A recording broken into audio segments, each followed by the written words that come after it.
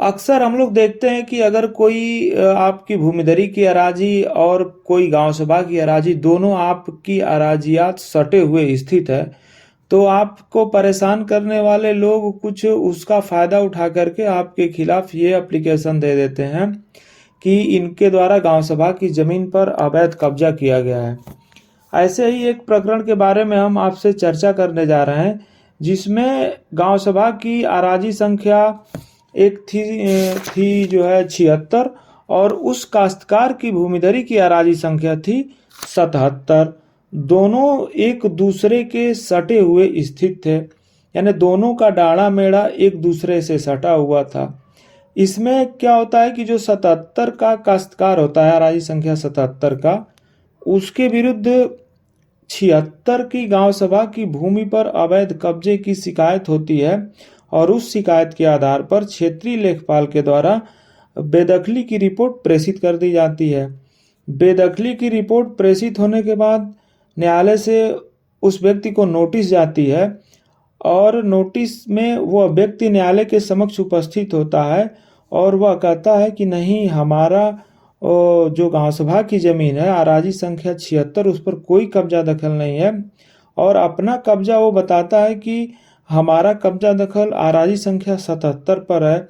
और वो अवर न्यायालय के समक्ष ये भी कहता है कि अवर न्यायालय ने कोई नाप नहीं की मौके पर, और सरसरी तौर पर रिपोर्ट प्रेषित कर दी गई।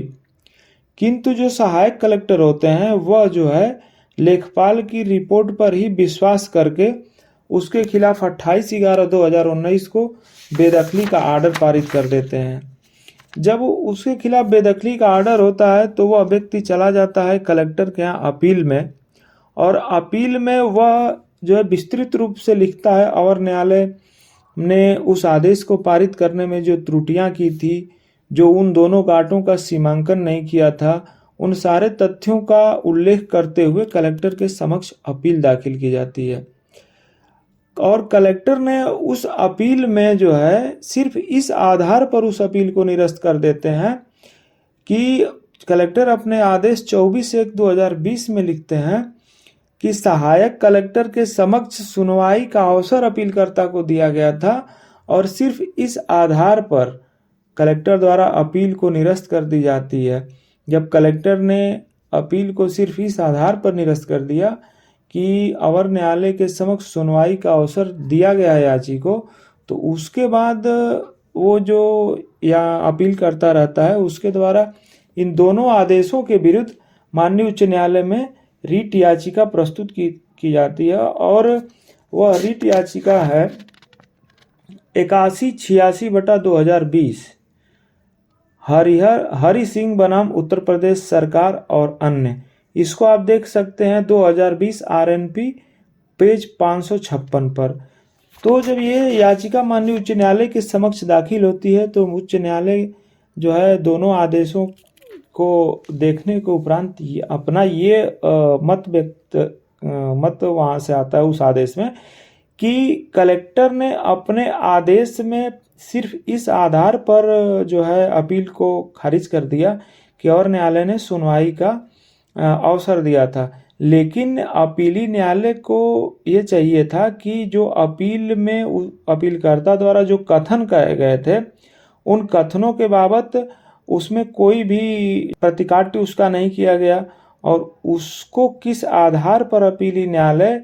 न माना इस बात का भी कोई उल्लेख नहीं किया गया। लिहाजा माननीय उच्च न्यायालय ने कलेक्टर के आदेश को निरस्त कर दिया, और निरस्त करके मामले पर पुनः सुनवाई के लिए आदेश दिया, और कलेक्टर को 3 माह की अवधि के अंदर नए सिरे से आदेश पारित करने का एक समुचित आदेश पारित किया। तो अगर ऐसा आपके साथ भी अगर कोई मैटर हो तो आप भी इस रूलिंग का हवाला दे करके लाभ ले सकते हैं। जो कलेक्टर द्वारा आदेश पारित किया गया था, माननीय उच्च न्यायालय ने यह माना कि जो अपील में आधार दिए गए थे अपीलकर्ता के, उनके संबंध में अपीली न्यायालय द्वारा कोई अपने जो आदेश है उस आदेश में उसके द्वारा कोई अभिकथन या उसके संबंध में विस्तृत कोई विचार अपना न्यायालय ने नहीं व्यक्त किया था। इसलिए माननीय उच्च न्यायालय ने उस आदेश को निरस्त करके कलेक्टर को प्रकरण को दोबारा सुनवाई करने का जो है आदेश पारित किया। और ये जानकारी आपको कैसी लगी ये कमेंट बॉक्स में ज़रूर बताएं। और यदि आपने हमारे चैनल को सब्सक्राइब न किया हो तो कृपया इसे सब्सक्राइब करें, ऐसी जानकारियाँ आपको प्राप्त होती रहें। धन्यवाद।